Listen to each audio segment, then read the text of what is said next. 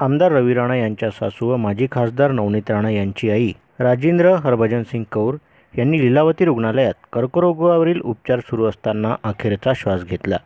उद्या दिनांक 12 मार्च रोजी मुंबई गोरेगावच्या स्मशानभूमीमध्ये सकाळी 11 वाजता त्यांच्यावर अंत्यसंस्कार होणार आहेत। मुंबईतून मेळघाट आदिवासी लोकांमध्ये जाऊन होळी साजरी करणारे रवी राणा कुटुंबांचे यावर्षीचे होळीचे सर्व कार्यक्रम रद्द करण्यात आले आहेत।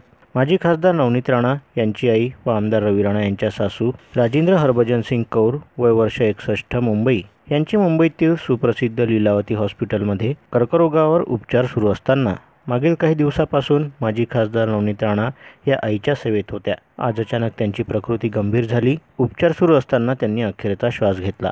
उद्या दिनांक 12 मार्च रोजी सकाळी 10 ते 10:30 वाजता त्यांचं पार्थिव अंत्यदर्शनासाठी मुंबईतील गोरेगाव निवासस्थान येथे ठेवण्यात येईल। अंत्यसंस्कार हिंदू स्मशानभूमी ओशिवरा गोरेगाव येथे यांच्यावर होणार आहे। वरील घटनेमुळे आमदार रवी राणा व माजी खासदार नवनीत राणा यांचे सर्व कार्यक्रम रद्द करण्यात आले आहेत। दरवर्षीप्रमाणे आदिवासींच्या सान्निध्यात जाऊन उभयतांचा होळीचा सण साजरा करत असतात।